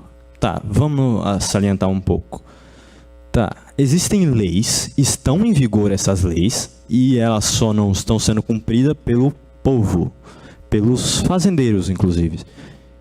Então, tipo assim, é correto afirmar que as leis que estão em vigor são falhas só porque não estão sendo obedecidas? Isso não entendi muito bem. E outra coisa, os comunistas falaram a questão do voto. Existe uma coisa chamada votar consciente. Saber quais são as propostas do seu candidato é algo essencial. E saber a pessoa, o caráter, se a pessoa é uma pessoa idônea, é uma coisa fundamental para o voto.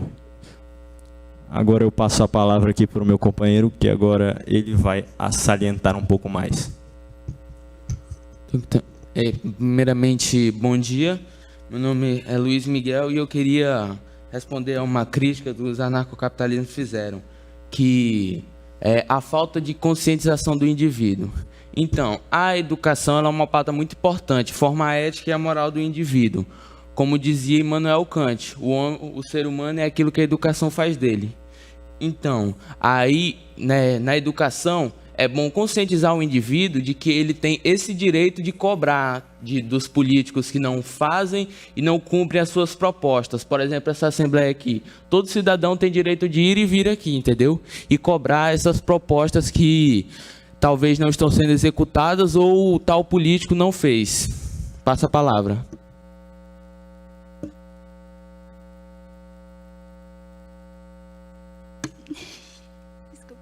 Então, eu queria rebater a fala que os anarcocapitalistas falaram, né?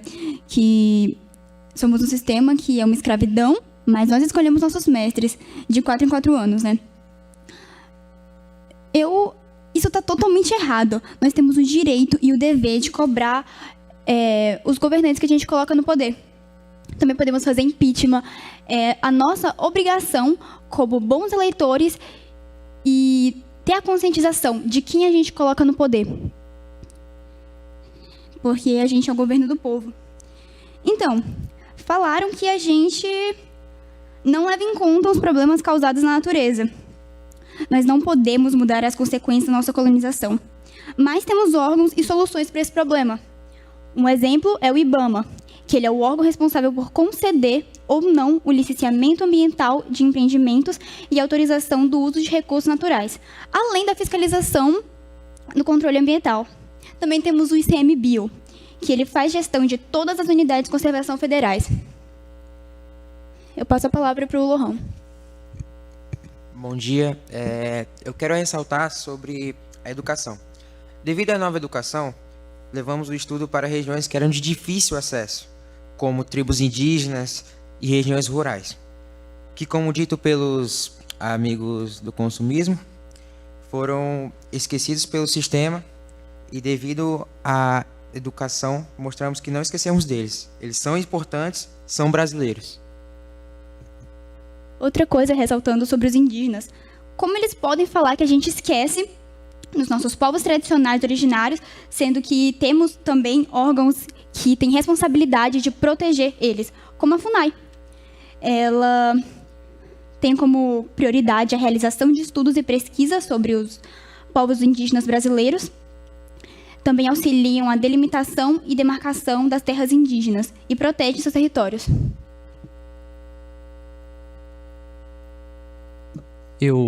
Bom dia, primeiramente. Eu gostaria de falar sobre... Eu queria rebater uma crítica que foi feita ao sistema democrático, que se diz também à educação. Ao voto. Falaram que o voto, qualquer um pode se eleger. Sim. Fala que palhaço se elegeu, mas também você levar em conta que a população tem culpa disso. Porque ele se elegeu, sim, mas nós demos o voto a ele, nós demos aquele direito a ele. O comunismo, o povo brasileiro reclama sobre os candidatos. Eles cobram um direito, sim, é o dever deles. Mas como eu posso cobrar se eu cedo o meu voto por um milheiro de tijolo? Passa a palavra. Então, porque a nossa organização política não é o problema. Nós não somos corruptos, e sim os governantes. Porque é fato que a população e os governantes se corrompem quando eles entram no poder. E isso a gente não pode mudar, a não ser escolhendo bem quem a gente vai colocar no poder. Porque tem pessoas que já chegam lá corrompidas. Como a gente vai poder mudar a situação no Brasil se a gente coloca no poder pessoas que já estão corrompidas, pessoas que fazem compras de votos. E não faz sentido. Então, devemos ter uma maior conscientização. E também reclamaram do novo ensino médio. Se não fosse pelo novo ensino médio, não estaríamos aqui. E, bom, para mim está sendo uma ótima experiência. Além disso, o novo ensino médio também proporciona uma maior conscientização, que é o que a gente quer, sobre nossos governantes. Nas trilhas, por exemplo, a gente está aprendendo sobre como escolher bem os nossos governantes, o que a gente deve, onde a gente deve pesquisar e o que a gente deve fazer para escolher bem. Eu só gostaria de ressaltar sobre o que a colega Sofia disse sobre a nova educação. Também queria falar que, graças a essa nova educação, nós temos um futuro. Podemos mudar o nosso pensamento diante ao que queremos ser. Porque, digamos, tipo assim, na época da ditadura, nós estudantes éramos privados do nosso próprio senso crítico, do nosso próprio pensamento. Mas hoje em dia, nós podemos pensar, nós temos o nosso direito de votar, o nosso direito de ir e vir.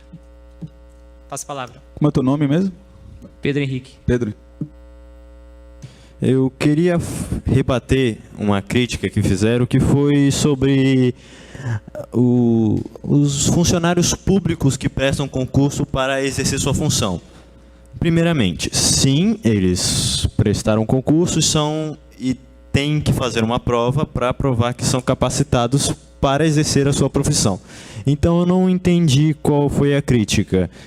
Sim, eles fizeram sua graduação e foram lá e prestaram o concurso. Eu não consegui alinhar a crítica a alguma coisa construtiva, porque ela foi apenas com o objetivo de falar que eles têm dinheiro. Eu não consegui muito bem absorver a crítica. Eu não, sinceramente.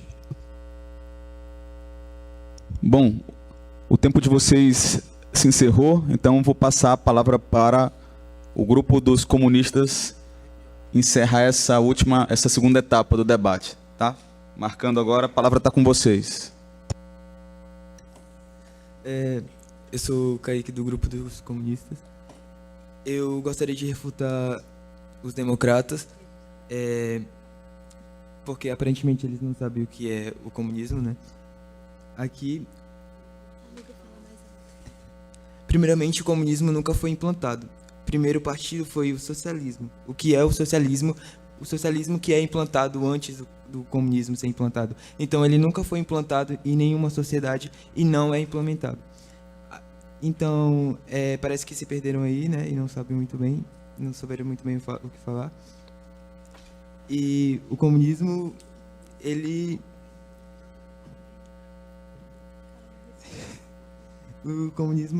não, na União Soviética nunca foi implementado o comunismo. Na União Soviética foi estabelecido o socialismo, que é o que vem antes do comunismo. Então não existe e nunca existiu uma sociedade comunista de fato. Eu queria implementar também com a fala de Karl Marx, que a história se repete a primeira vez com tragédia, a segunda como farsa. Obrigado. Como é teu nome? Oi? Kaique.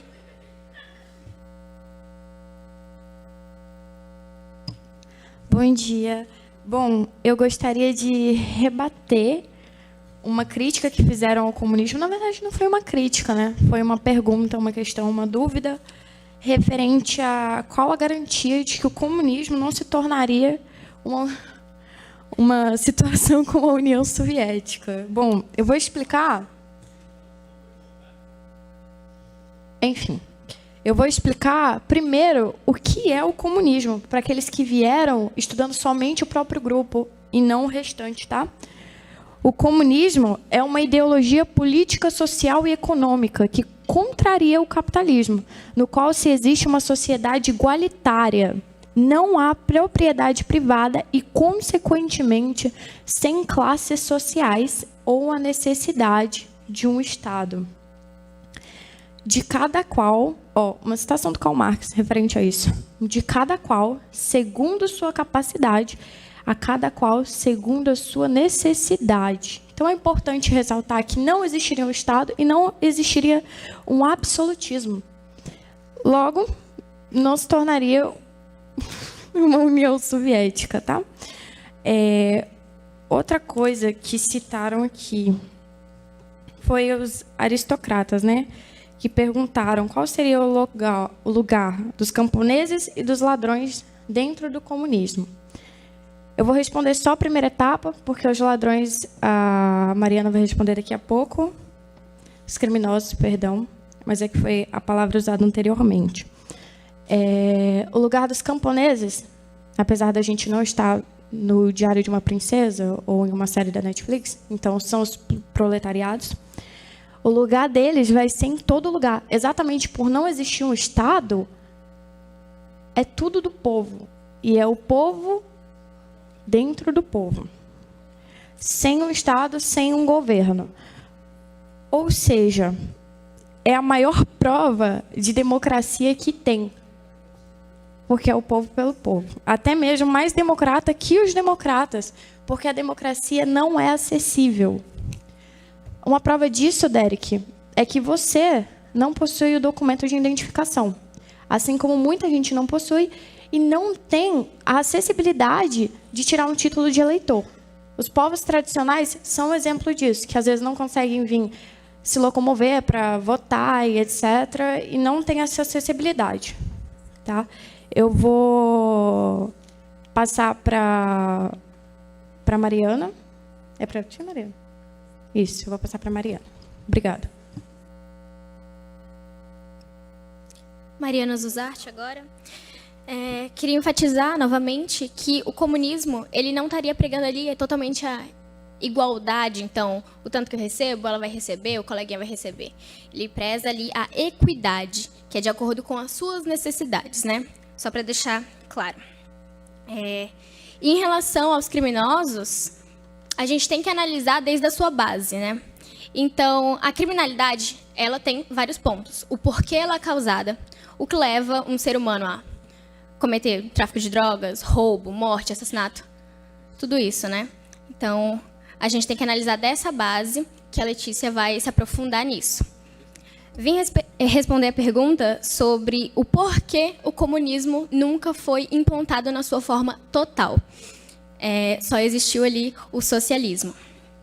Essa questão a gente teve muitas guerras contra o comunismo, né? Uma delas ali foi a Guerra Fria. A gente teve golpes aqui no Brasil, como na ditadura militar, no regime militar, a ameaça comunista foi combatida nisso.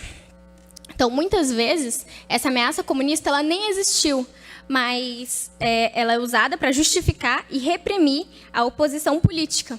Então, muitas vezes a gente teve aqui golpes militares que são justificados pelo comunismo, né? Disse, fulaninho tá fazendo uma revolta ali, o Brasil vai virar comunista e vai e revolta. Então, a maioria das vezes isso é feito como um golpe, né? Então, respondendo, acho que foi ele que fizeram a pergunta? A aristocracia que fez essa pergunta, né, de por que o estágio total do comunismo. Por que o estágio total... Vocês refutaram. Enfim, continuando a pergunta, que eu estou respondendo. Só um minuto.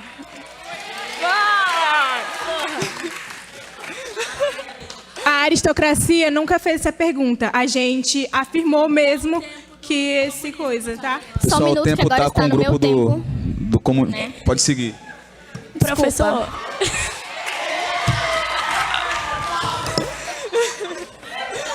Peço desculpa com as palavras, mas agora acho que está no nosso tempo e o nosso tempo é curto, né? A gente tem que adiar ao máximo. Vocês colocaram ali em questão o porquê o comunismo nunca foi implantado. Estou explicando agora que é por causa, né, dessas guerras que tivemos contra o comunismo e por isso nunca chegamos à sua implantação. Então não foi porque ele não é desenvolvido ou coisas do tipo. Sempre o capitalismo veio e tentou nos derrubar e infelizmente conseguiu. Passa a minha palavra. Bom dia, Letícia, na voz. Então, eu vim responder ao questionamento da aristocracia, que eles falaram como ficaria a respeito do sistema carcerário. Então, no caso eles falaram presos, né? Enfim, ainda haverá cadeias e presos, caso seja necessário. Entretanto, como a Mariana disse, a ideia é que a tendência, né, é que abaixe quase 100%, visto que os crimes eles têm uma conexão justamente com a desigualdade. Caso não há desigualdade, devidamente vai abaixar a porcentagem dos crimes. Junto a isso, o principal crime, né, que ocorre no mundo inteiro, que é o tráfico de drogas, também será abaixado, né, a porcentagem, visto que as pessoas cometem por necessidade. Passo a minha palavra para a Cleiane.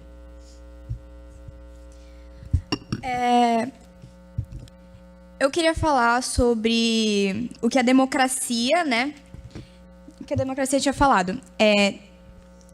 Eu acredito que há devidamente uma alineação do grupo da democracia ao falar da taxa de mortalidade do comunismo. Se bem que o comunismo nunca foi implantado. E eu também queria poder complementar, né, sobre a URSS. A guerra não foi realmente culpa do comunismo, porque quem estava no comando era Stalin. E Stalin realmente não era devidamente comunista. Ele fazia parte do partido. Porém, ele realmente não era comunista.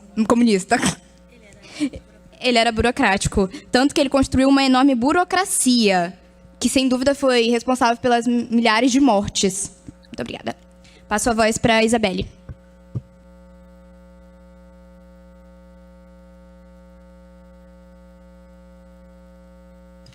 Bom dia, Isabelle, de novo. Eu vou refutar referente ao questionamento que fizeram em relação à educação, porque, teoricamente, a educação no comunismo funcionaria de uma forma negativa. Primeiramente, adianto de que a educação ela é afetada de forma negativa pelo capitalismo, tá?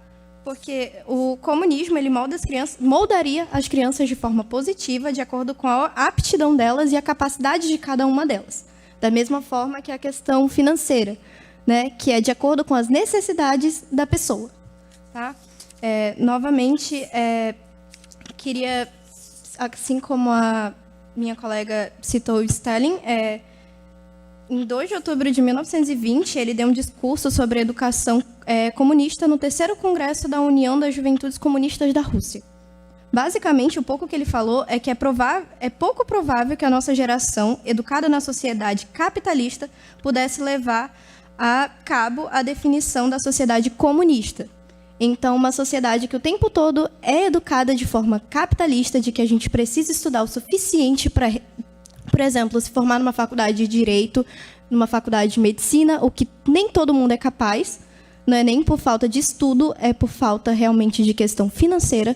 Porque, mas existe faculdade federal. Existe, mas a grande maioria das vagas de uma faculdade federal estão preenchidas por pessoas que têm condição aquisitiva financeira para pagar um cursinho preparatório e eles vão tomar a vaga de quem realmente necessita daquela vaga. Beleza. Infelizmente, encerrou o tempo de vocês. Agora já são 12 horas, tá? Eu vou fazer um breve intervalo, tá? De 5 minutos para a gente eleger os alunos que serão convidados a um almoço agora, tá? Dos debatedores. Quem quiser ir no banheiro, beber uma água, né? Vai e volte rapidinho, tá?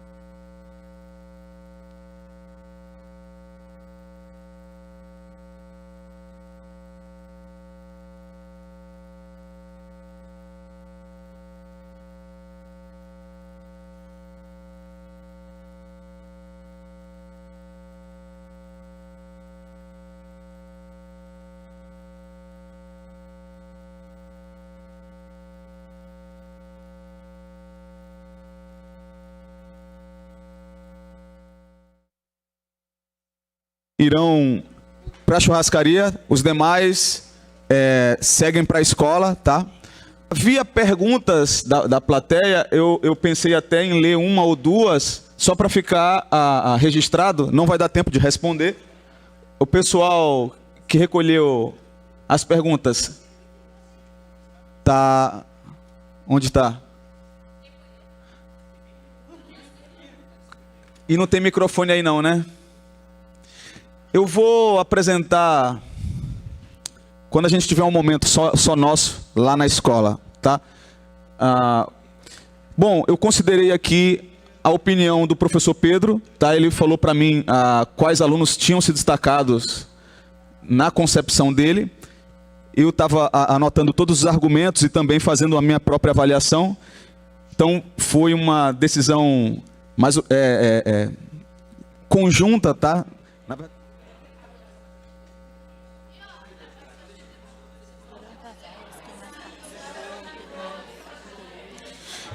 Ó, eu vou ler de novo, tá? Os nomes. Esses procurem sentar nos lugares da frente do ônibus. Vai ter o primeiro lugar, né? Foi ocupado pelos professores e os estagiários. Sentem a partir da segunda fileira no ônibus, tá? Derek, Sofia Portela, Emily Rezende, Ana Clara, Aline, Rodrigo, Gilmar, Letícia, Mariana Zuzarte e Cássia, tá? A Isabelle, eu juntei a fala de uma com a de outra. Eu tinha mencionado a Isabelle, mas é porque eu acabei juntando as falas de uma Isabelle com as falas de outra Isabelle, entendeu?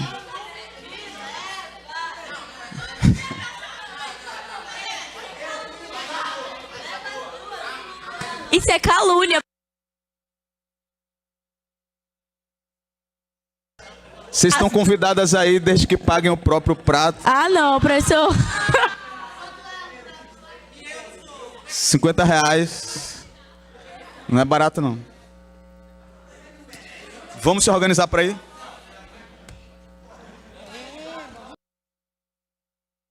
Espero que a gente tenha a possibilidade de continuar esse projeto para os anos seguintes, tá? Agradeço o pessoal da casa, todos os funcionários que contribuíram, tá?